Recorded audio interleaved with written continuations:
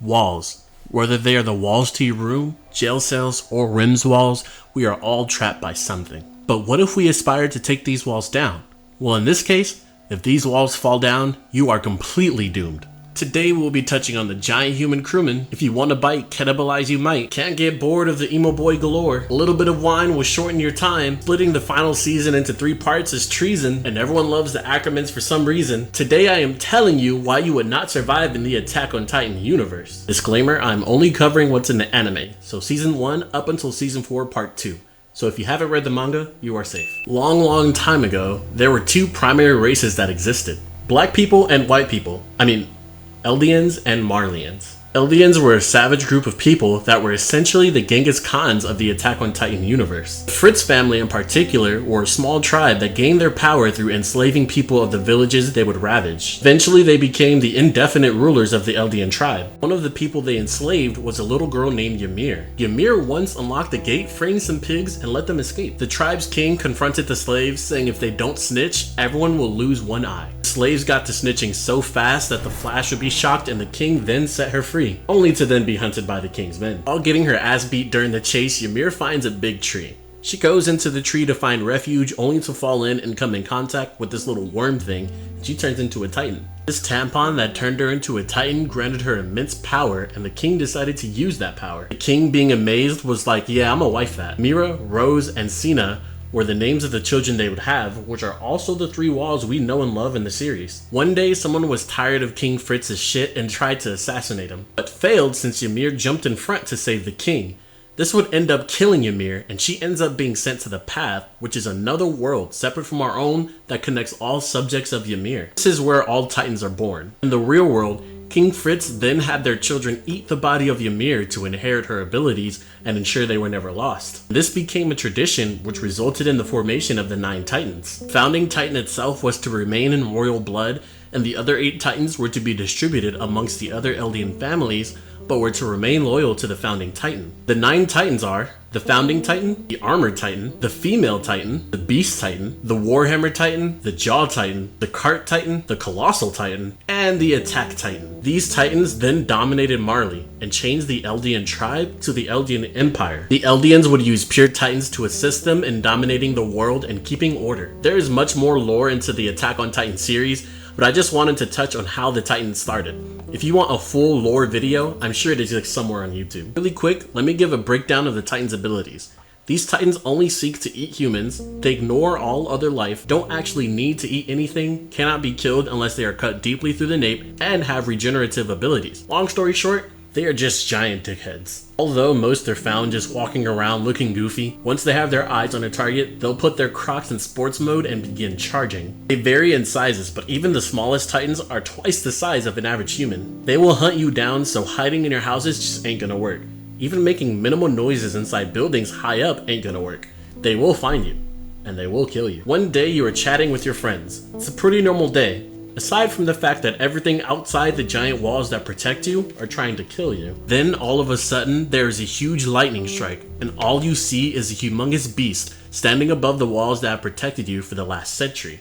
I don't know about you guys, but I'd be shitting my pants at this point. This huge beast then proceeds to punt open the wall and let all the man-eating Titans in. If you think you could survive these things trying to eat you, you're insane. You'll probably have a reaction just like this guy.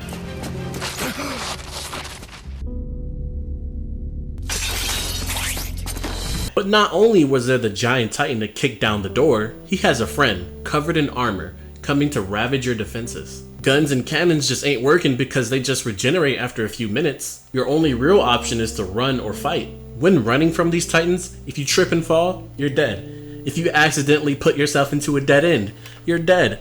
If you turn right when you should have turned left, you're dead. If you ain't got the ODM transportation gear, you're dead. But quite frankly, if you're in any of these situations I just mentioned, you're dead before even having an option. But let's move on. You join the military because you don't want anyone to suffer the same way you did. After going through all the basic training, you feel like a pro. These Titans ain't got shit on you. First day on the job, the Colossal Titan reappears and hits another field goal. Now the Titans are back in and just devouring everyone they see. You and your team are assigned to dispose of these Titans. Now I know most people are gonna say I'm just built different bro, like I'd handle it. But in reality, with no plot armor, you'd be just like this guy.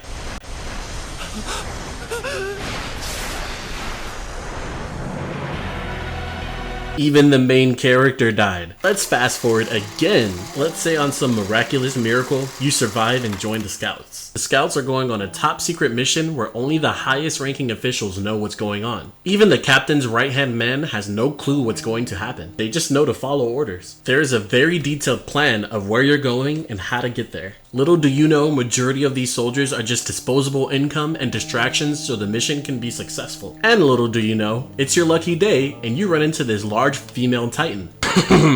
Please step on me. Well, this would probably be you.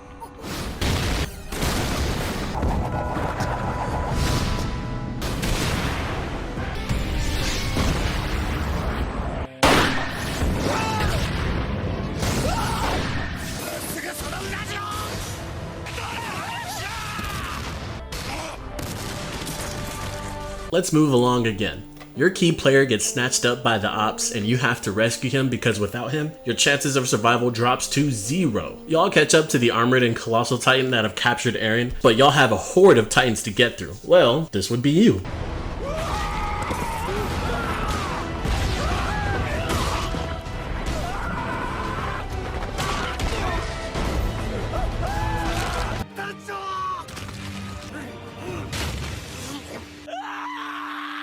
I feel as though at this point, you're aware you've died at least 100 times over, but you know what?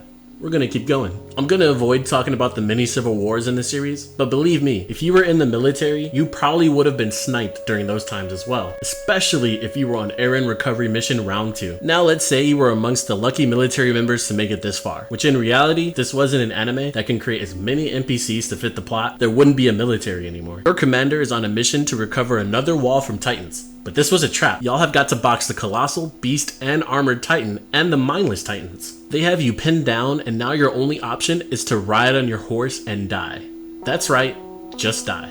Any dreams you've had, anything you ever aspired to be, the ocean you wanted to see, all gone as a giant ape throws shreds of rocks at you. If you've made it this far, this would have been the end of it. But wait, there is one survivor. Now what transcends next sort of depends on your stance as a Jaegerist or not, but we'll continue to analyze more parts of where you perish. Go on a mission outside the walls, and you want to live a little bit, since you'll be in the woods for 6 months or so. So on your off time, you crack open a bottle of wine. Unfortunately for you, that wine was laced with Zeke's spinal fluid, and Buddy decides to sing an opera. Now you're just a titan that gets executed by Captain Levi. Let's say you weren't on that mission, but still had some of that wine. Well, that's too damn bad because Zeke is on his way to share his beautiful voice with all of Eldia. Now, whether you were military or not, you're about to get devoured by titans yet again. Or shot by Marleyan, because, you know, racism is strong in this anime.